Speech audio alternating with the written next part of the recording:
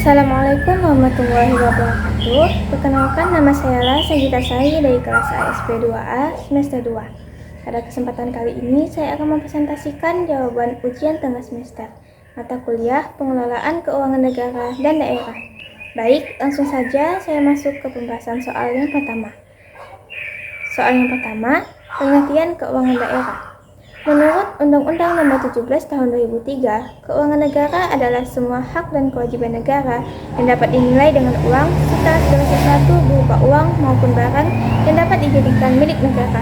Artinya, seluruh pemasukan, pengeluaran, aset, utang, dan kekayaan pemerintah termasuk dalam keuangan negara karena digunakan untuk menjalankan pemerintahan dan pembangunan negara. Yang kedua, penjelasan tentang objek keuangan negara. Objek keuangan negara adalah segala sesuatu yang berkaitan dengan hak dan kewajiban negara yang bisa dinilai dengan uang. Contohnya seperti pajak, APBN, utang negara, aset pemerintah, dan penerimaan negara lainnya. Yang B, subjek keuangan negara.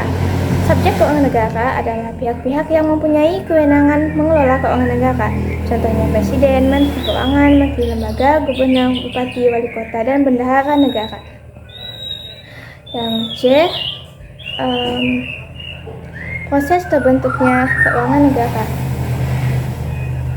Keuangan negara terbentuk melalui beberapa tahap, yaitu dimulai dari perencanaan anggaran, penyusunan RAPBN, pembahasan bersama DPR, penetapan menjadi APBN, pelaksana anggaran, hingga pengawasan dan pertanggungjawaban. Dan D, tujuan keuangan negara. Tujuan keuangan negara adalah untuk membiayai penyelenggaraan negara, meningkatkan kesejahteraan masyarakat, mendukung pembangunan nasional, serta menjaga stabilitas ekonomi negara. Soal yang ketiga, ruang lingkup keuangan negara. Menurut Undang-Undang Nomor 17 Tahun 2003, ruang lingkup keuangan negara meliputi hak negara memungut pajak, penerimaan dan pengeluaran negara, kekayaan negara, kekayaan daerah, serta kekayaan pihak lain yang dikelola pemerintah. Soal yang keempat, penerimaan, pengeluaran, dan pembiayaan negara.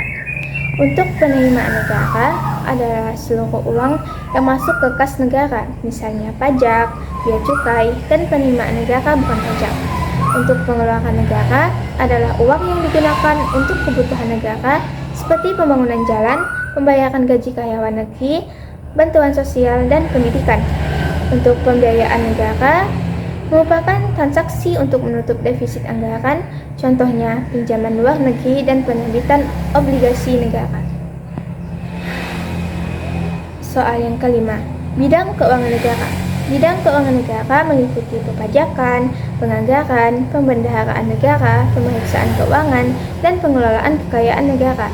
Contohnya adalah penyusunan APBN, pengelolaan kas negara, dan audit oleh Badan Pemeriksa Keuangan. Soal yang keenam, pemegang kuasa pengelolaan keuangan negara, yaitu Presiden.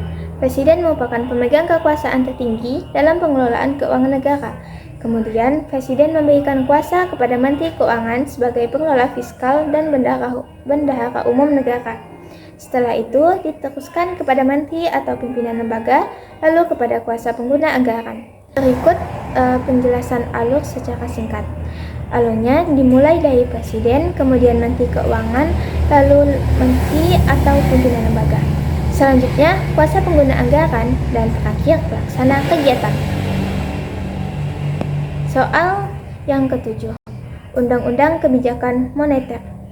Undang-undang yang mengatur kebijakan moneter adalah Undang-Undang Nomor 23 Tahun 1999 dan Undang-Undang Nomor 3 Tahun 2004. Undang-undang ini memberikan kewenangan kepada Bank Indonesia untuk menjaga stabilitas nilai rupiah dan mengatur jumlah uang beredar.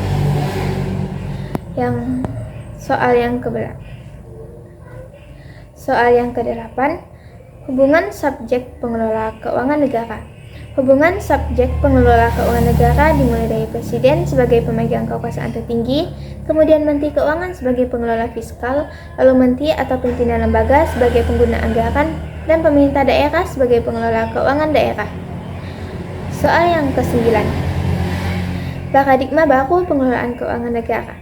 Paradigma baru pengelolaan keuangan negara menekankan prinsip transparansi, akuntabilitas, efektivitas, dan efisiensi.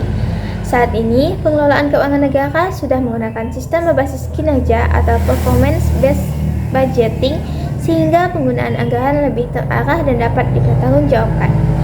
Sekian hasil pembahasan yang dapat saya sampaikan. Kurang lebihnya saya mohon maaf.